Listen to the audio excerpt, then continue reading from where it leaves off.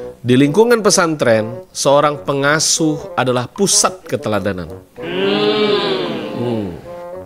Ucapannya menjadi fatwa. Sikapnya menjadi kiblat santri. Mantap. Ia bukan hanya pengajar ilmu, tapi juga pembentuk akhlak dan karakter.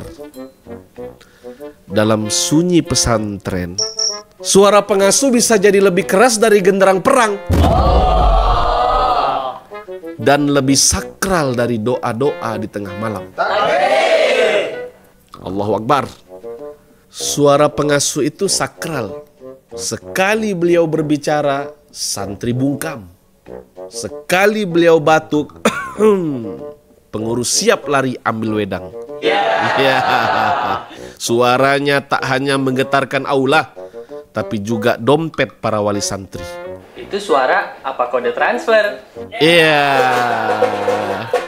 Di depan santri, suaranya penuh hikmah dan nasihat. Tapi di belakang, suaranya lebih banyak terdengar di forum sumbangan, proposal bantuan, dan pengajuan hibah. Afwan Ustadz, dompet Ana belum siap mental. Yang katanya demi kemaslahatan. Meskipun yang maslahat justru kamar pengasuh yang semakin nyaman. AC-nya 2, kulkasnya bukan untuk umum. Santri harus hidup sederhana katanya. Tapi ketika mobil barunya datang, santri diminta khusyuk mendoakan.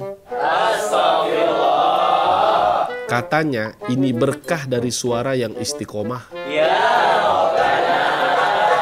Padahal katanya itu dikirim langsung dari donatur yang dermawan. Gas, yang punya auto dermawan duluan. Yang tak jauh beda dengan pejabat yang kebetulan sedang cari citra. Budi kali. Iya. Tampil di depan, senyum lebar, janji bersinar, padahal yang digetarkan bukan nurani, tapi anggaran. Yang dipoles bukan akhlak, tapi elektabilitas. Yang ditabur bukan berkah, tapi sepanduk yang lepek kalau basah. Pakai sampo anti lepek, Pak Ustadz. Iya. Dan yang paling menyentuh adalah ketika infak santri lebih ikhlas dari pajak yang diperas. Goreng terus.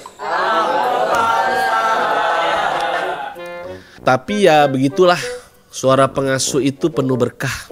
Bagi yang mendengarkan dapat ilmu, bagi yang menggunakannya, mengamalkannya, bisa dapat tanah wakaf plus rumah singgah. Masya Allah. Barokah developer.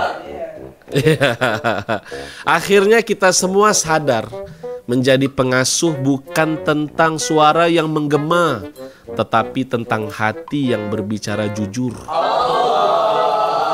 Bukan tentang berapa proposal yang cair, tapi berapa akhlak yang lahir. Allahu Akbar. Pengasuh yang sejati bukan yang paling ditakuti saat apel, tapi yang sering didoakan dalam sholatnya. Yang mungkin tak punya mobil mewah, tapi doanya menembus langit hingga terbelah. Ia tak sibuk bicara soal pembangunan, tapi yang ia bangun adalah karakter manusia yang beriman. Maka jika kelak kita diberi amanah untuk memimpin, jangan warisi suara yang nyaring tapi kosong. Kosong tapi nyaring. Nyaring tapi kosong. Iya. Warisilah jejak yang sederhana tapi meninggalkan keteladanan. Mau tahu bagaimana karakter pengasuh teladan yang sesungguhnya? Stay tune, tongkrongin terus video-video kita berikutnya. Assalamualaikum warahmatullahi wabarakatuh. Waalaikumsalam warahmatullahi wabarakatuh.